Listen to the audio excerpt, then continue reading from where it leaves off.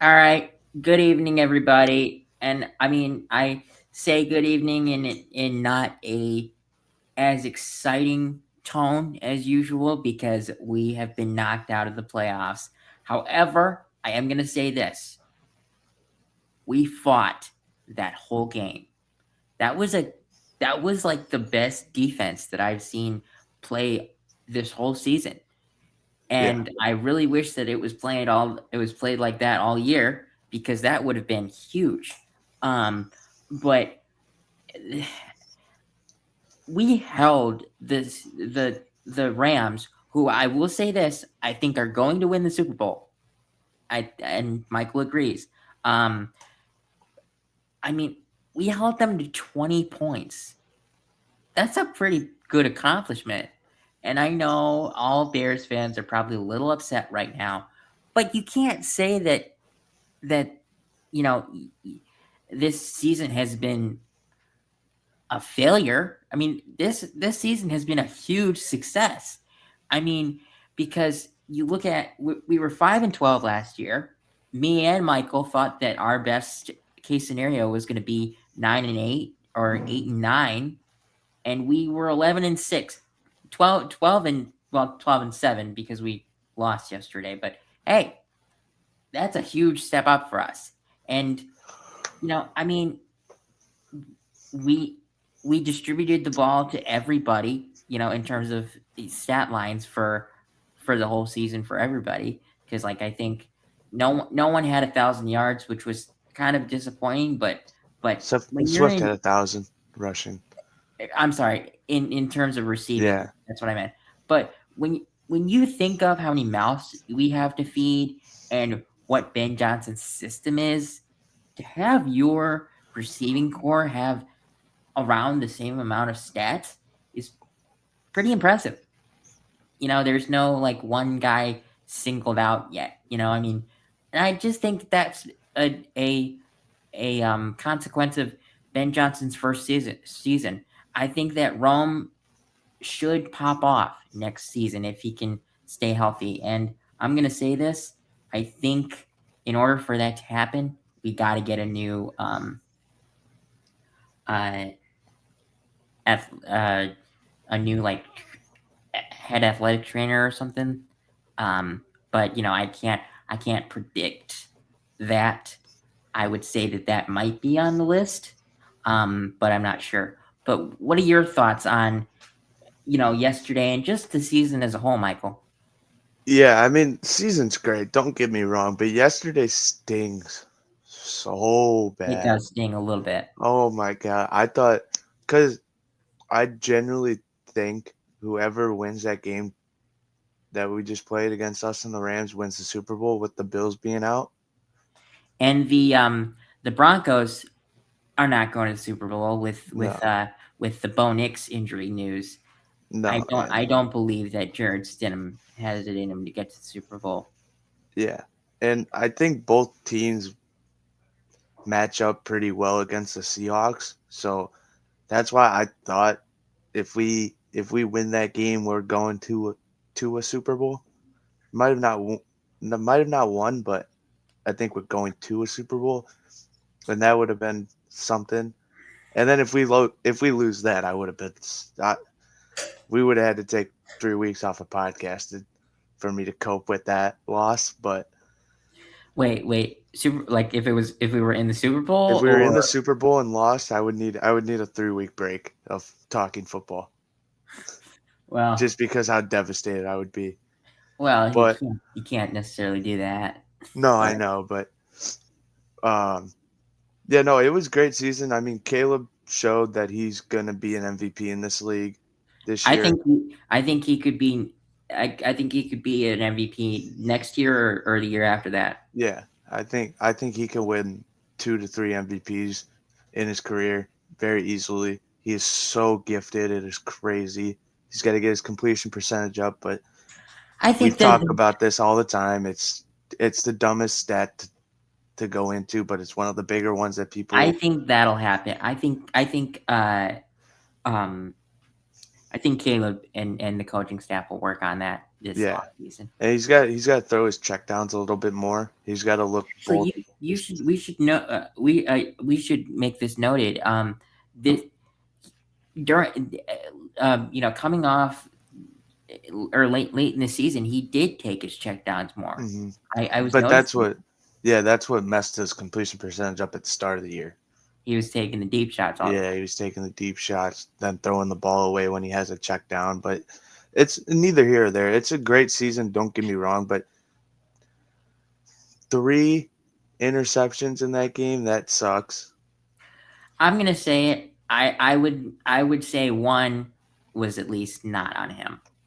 The last one that he threw was definitely on DJ. I personally I believe. think he overlet him, but then I think he overlet him a little too much on that one. And why are we taking a shot like that on 2nd and 8? Personally, when all you need is I would have 15 yards to get into field goal range to win the game. I would have either ran the ball or ran a slant. Honestly, Yeah, but then again, that game, the run up the middle was just not working. We ran up the middle 4 times in a row, and it just didn't work. We got to start kicking field goals when we're close. yeah, We really have to. It's really pissing me off. We win that game if we start kicking field goals. yeah, But that's true. that's neither here or there. It was a great season. Don't get me wrong, but it's just little things I think we just got to fix. But It was a great season, and I'm excited to see where we go from here. yeah, And it's important to note. So, with us being knocked out of the playoffs, we do know our draft spot now, and we are picking at 25. And I would say in the next like 2 weeks or so, we'll probably start doing the mock drafts in the podcast to see who we could get. I know that it's quite early for those, but when you start to get knocked out, you just have to, think of ways to make the podcast interesting, and that's and how I did it. I want to say one more thing. I've said it like 18 times on this podcast. Trade for Max Crosby. Get Trey Henderson. One of the two, please. This defensive pass rush is really making me mad. Our leading person in sacks last game shouldn't be our corner. Yeah, it was. Who was it? It was Kyler. It was Kyler. Okay, I thought it was Jaquan Brisker because he had one, right? Yeah, yeah, but either way, we can't. I'm We pretty can't do sure that. It's we not. that shouldn't be our defensive pass rush. No, it shouldn't. But going into the next topic, so if you include if you just counted um the regular season, Caleb Williams would have had 3,958 or either 58. 3,942 or 3,958 because he was either 58 away from 4,000 or It was 42 it was away. 40. He was 42 away. I'm pretty sure. Okay, well anyway, if you add up all of his stats, he actually would have had 5,030 total yards, 506 or 5,000 4,560 of those were pass yards. So he would have had like 470 passing yards or rushing yards. I'm sorry. Um, and he had 35 total touchdowns with 31 pass TDs, 3 rush TDs, and 1 receiving TD. And only Sid Luckman had more pass TDs in the season with 33 in 1943. Um, so, I mean, you can't say that this was a failure for Caleb Williams' second season. To go from, probably around a total of 4,000 to have a total of 5,000 total yards, that is a huge step up Yeah, from his rookie season. And keep in mind, his rookie season was with a dysfunctional coaching staff. We have this coaching staff, or at least the the bulk of it, for for the next 10 to 15 years. I'm going to say that right now. But I mean, what are your thoughts on Caleb's second season as a pro? I mean, usually this is one of those.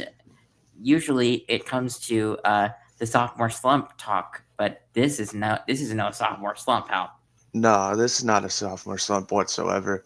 I'm just gonna critique him a little bit. Go ahead. He's gotta run the ball more. He really has to know that he is one of the fastest quarterbacks in the league and run the ball a little bit more. Mm-hmm. Am I wrong? Because there's sometimes No, where he'll roll out to the right or left, and then he'll there were probably a sometimes he'll couple state. there was like four last game he could have ran the ball and he didn't. Yeah, yeah. I mean, now he did have one huge one. I mean, he had Yes. a I want to say like a 30-yard run Yeah. last night, but there were like four instances you where he could have at least gained like 5 yards. And I've talked about this with high school kids. During our high school years, if you see green grass, take it, because if you get 5 yards from a rush, it's better than an incompletion or an interception. Yeah, I mean there was a lot last night where there was like four instances where he had the run and he threw it and it was either incomplete or it was a 3 yard catch that probably could have been a 15-yard run with how fast he is. Oh, sure. So I mean that's my only thing with Caleb. He's got to run the ball a little bit more, but everything else it was great. Great season from the kid. I mean, I would want a little more passing touchdowns next year, obviously. And we'll get that. Yeah, We'll we're get gonna that. get that. Cuz We're not. cuz I'm not asking for 40. I'm asking for like 35. You know. I'd say like 33, and then maybe in the playoffs get to 37 or 38, Yeah. around there. Um but I mean, nothing short of a success for a sophomore season, because literally you always say eh, quarterbacks, no matter where they're drafted, they always seem to have a sophomore slump. This is not true for Caleb, and I think it's credit to this coaching staff and Ben Johnson, and just how much time they spend together, because that is really important. But now there was a little bit of sad news that came out earlier this morning that we need to talk about, and it actually, and I mean, at the same time, it's sad, but you know, Ben Johnson got all the coaches that he got in his first year, so he's got to have plans for this. So the sad news is the Bears did lose Eric Bieniemy to the OC job in KC. Now it's not like confirmed that he has signed his contract yet, but like, you know, people, Adam Schefter and the guys of in the circle that are knowing are like, it's it's reported that Eric Bieniemy is going to go back to KC to be the OC for Patrick Mahomes and for Andy Reid, and Eric Bieniemy was on uh, Coach Reid's staff for like 9 years. Can you blame him for not doing that? I mean, for doing that. I mean, and all the years that Bieniemy was the OC in Kansas City, Patrick Mahomes lit the world up. So as long as Mahomes comes back early enough, or like right at the beginning of the season, or in week 1 or week 2, watch out for the Chiefs again. I'm sorry. But going into this, so we've already lost one, and I am sad because Bieniemy was a hell of a coach for us, and I'm thankful for this year. But who else on our staff could we lose? I'm,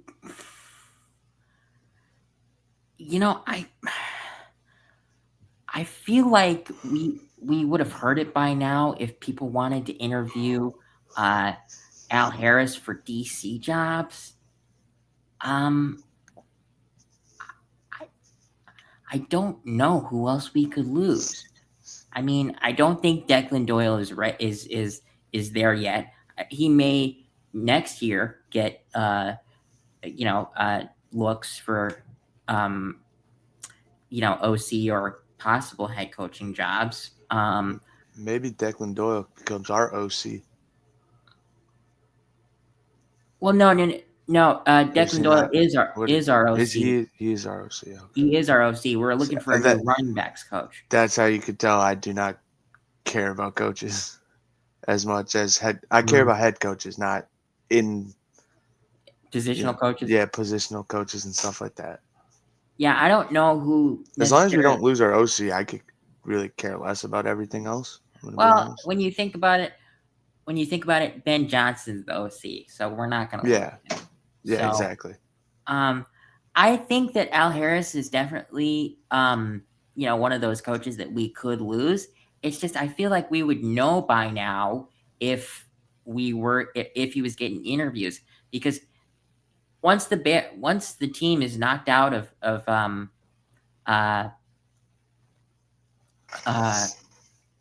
um playoffs or games, you you can interview as many coaches as you want from any team, and and it's interesting to see what would happen there.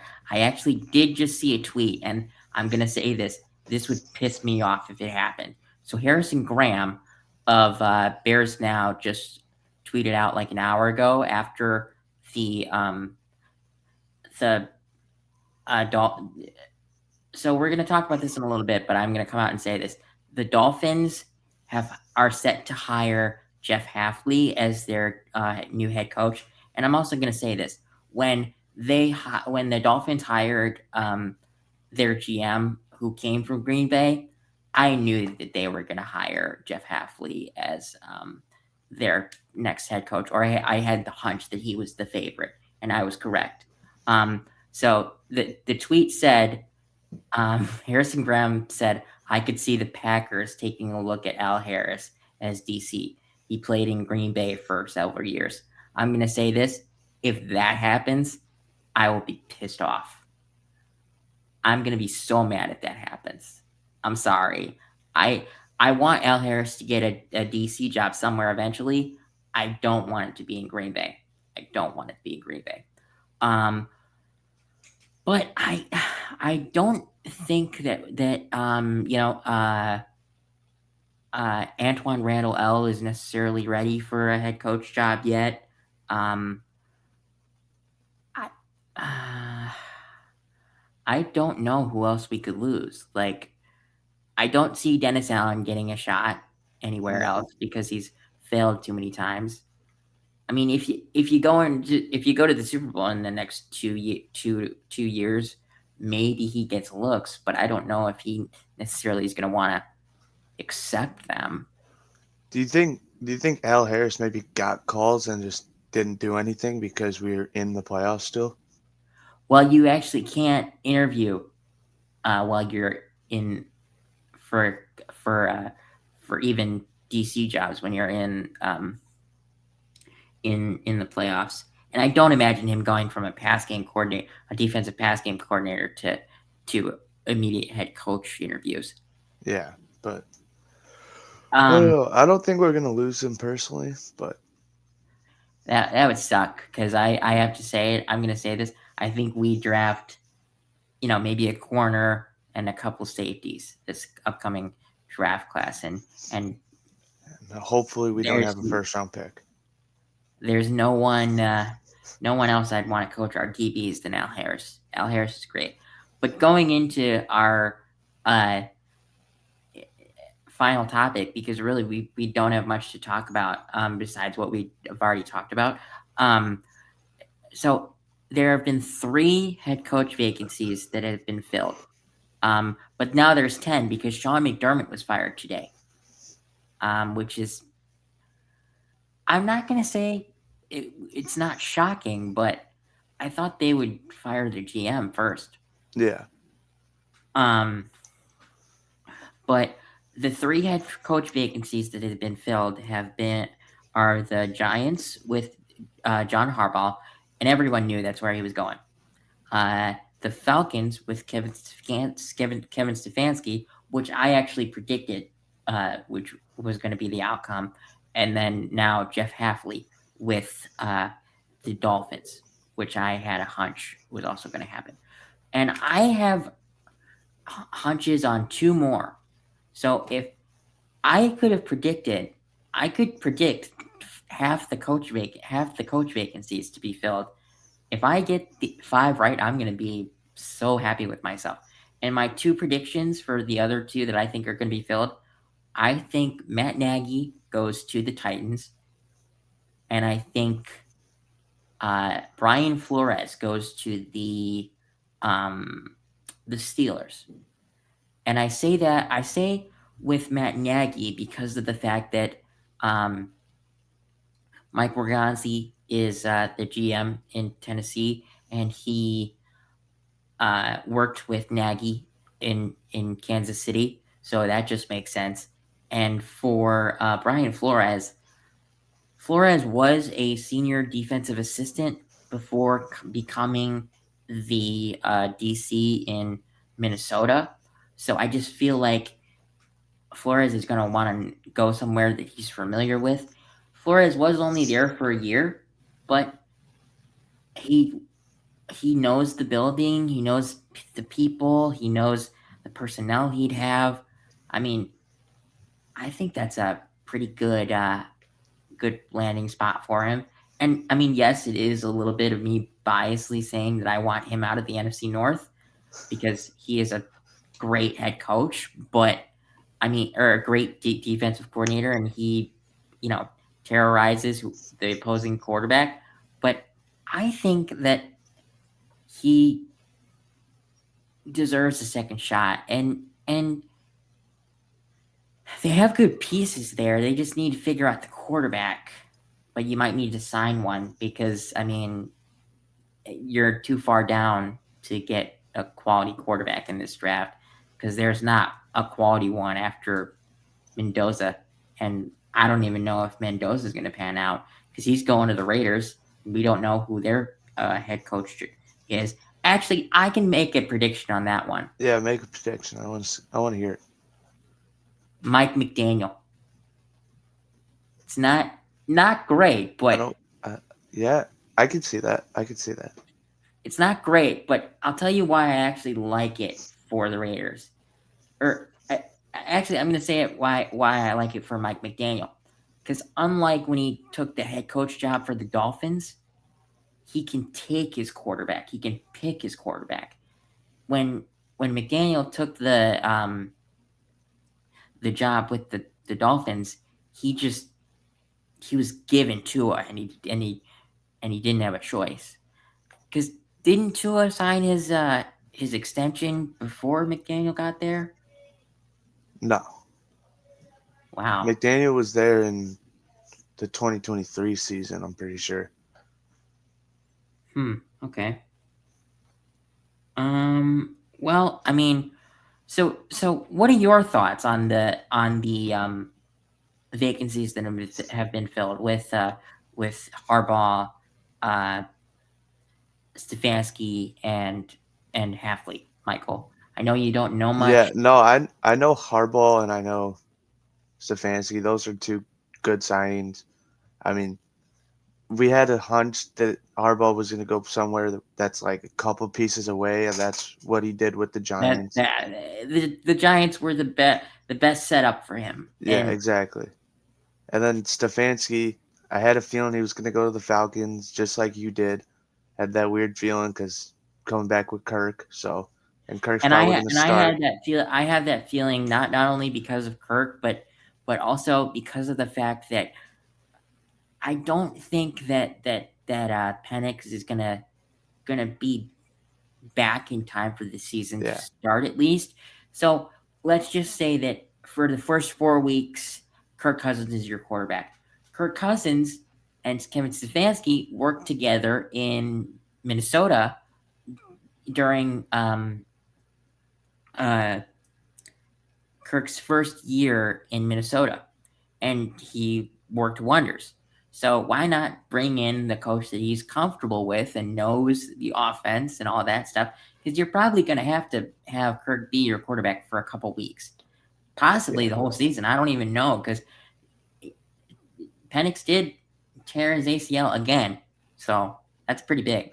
Yeah, we don't know how Penix probably going to be out for the first 2 months if I had to guess. So bring Kirk a coach that he knows for his third year in Atlanta. Hmm. So I mean that's good for Kirk. And then who was the other guy? I Jeff generally don't know. Halfley, Jeff Jeff Halfley, generally the don't know who that is. I'm gonna be honest. Where he's was the he before? DC for he was the DC for the Packers. Oh, nice. Yeah, get him out of here. I don't want him here. Yeah, Good. I'm not gonna say that he terrorized the Bears as much as Brian Flores, but he was creative with some of his stuff. Yeah, yeah, get him out of here. Get him out of the North. Good. But I feel bad because I have a feeling that Matt Nagy's going to get a head coaching job. I feel bad for whoever's going to get him. I think that's gonna be the Titans, man. Yeah, I feel bad for the Titans if Because that's the case. actually, it's funny. It's funny. I literally say this in my Twitter. So I put it in my likes. Let me find it. Um. So where is it? Where is it? Oh, I saw it somewhere, but it said that like the teams that were supposed to like the Titans were supposed to interview Jim Harbaugh or John Harbaugh. Uh, the Giants hired him like the day before his interview when that was scheduled. The ah so okay, here it is.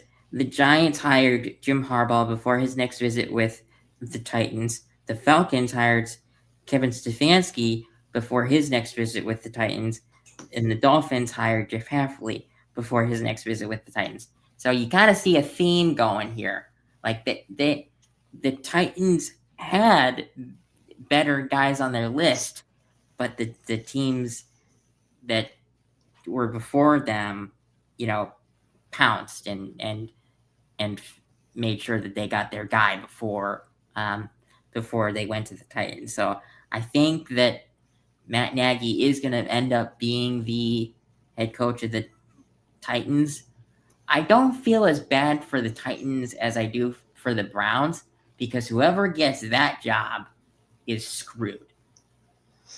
Yeah.